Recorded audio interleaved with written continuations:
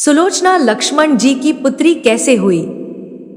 रामायण में सुलोचना एक ऐसे पात्र का नाम है जो निर्भीक स्त्री के रूप में जानी जाती है, जिसका विवाह लंकापति रावण के महापराक्रमी पुत्र मेघनाद के साथ संपन्न हुआ था। मेघनाद की मृत्यु के पश्चात सुलोचना सती हो गई थी। सुलोचना को प्रमीला के नाम से भी जाना जाता है।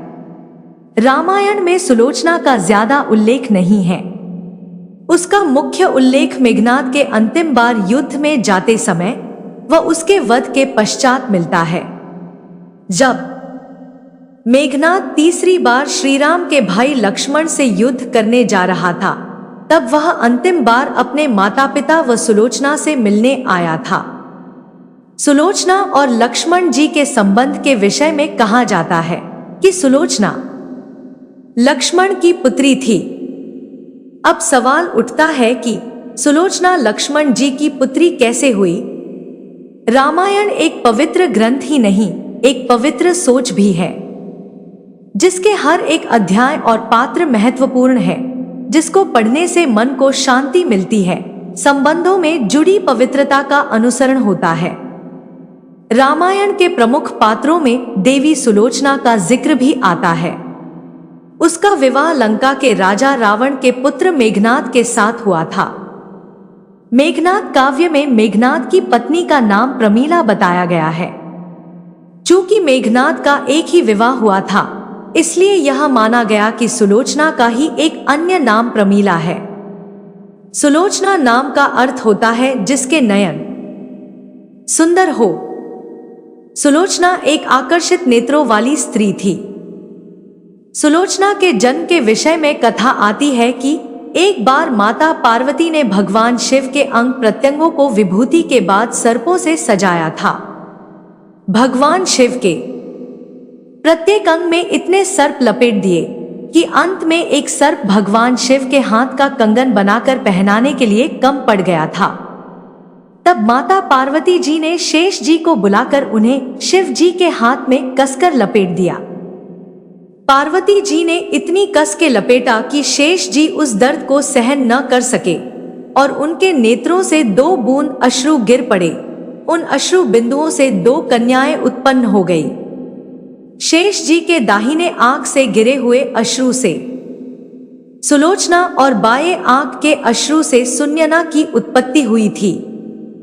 इसमें से सुन्यना का लालन पालन माता पार्वती की देखरेख में माता नर्मदा ने किया, जिसका विवाह राजा जनक से हो गया। तो वही सुलोचना का लालन पालन नागों के बीच हुआ, जिसका विवाह बाद में रावण पुत्र मेघनाद के साथ हुआ। चूंकि लक्ष्मण स्वयं शेषनाग के अवतार थे, वह सुलोचना शेष जी के नेत्रों के अश्रु से उत्पन्न कन्या थी। इसलिए एक तरह से सुलोचना लक्ष्मण की पुत्री हुई व मेघनाद लक्ष्मण का दामाद। सुलोचना और सुन्यना दोनों सगी बहन थी। ऐसा कहा जाता है कि जब मेघनाद का लक्ष्मण के हाथों वध हो गया व उसका एक हाथ सुलोचना के पास आकर गिरा, तब मेघनाद के कटे हुए हाथ ने लिखकर सुलोचना को युद्ध का सारा वृतांत सुना दिया। दूसरी ओर लंका में मेघनाद का शरीर बिना मस्तक के पहुंचा था। यह देखकर रावण मंदोदरी सब बुरी तरह विलाप कर रहे थे।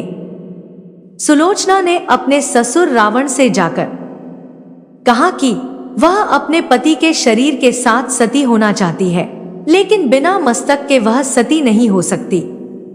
रावण ने शत्रु से मेघनाद का सिर मांगने से मना कर दिया, लेकिन सुलोचना को वहां जाने की अनुमति दे दी।